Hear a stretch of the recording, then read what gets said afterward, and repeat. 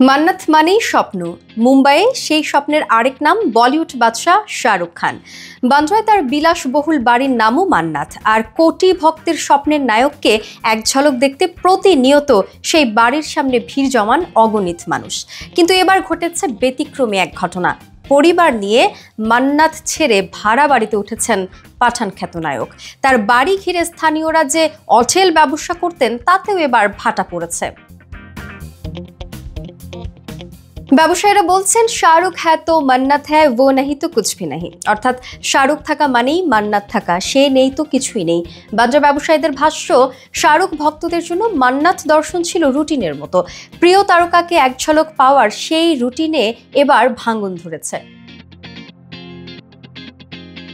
বান্দ্রার ব্যস্ত রাস্তায় এখন পিনপতন নীরবতা, নিস্তব্ধ মুম্বাইয়ের সমুদ্র তীর, উচ্ছ্বাসে ভরা ভক্তের ভিড়ও যেন কোথায় হারিয়ে গেছে।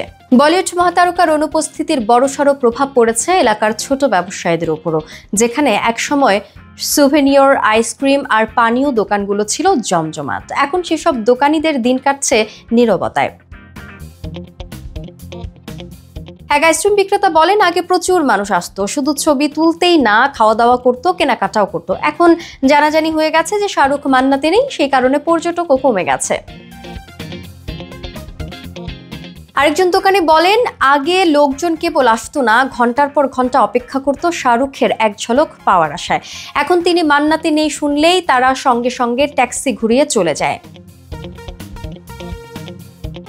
বান্দ্রার ব্যান্ড স্ট্যান্ড যেন এখন দাঁড়িয়ে আছে এক অভারের গল্প নিয়ে। ট্যাক্সি কিংবা রিক্সা চালকরাও অলস দিন পার করছেন যাত্রীর অভাবে। সবার কথা, শাহরুখ কেবল বলিউডের পরিচয় নয়, তিনি লাখো মানুষের রুটি রুজির বাহকও বটে।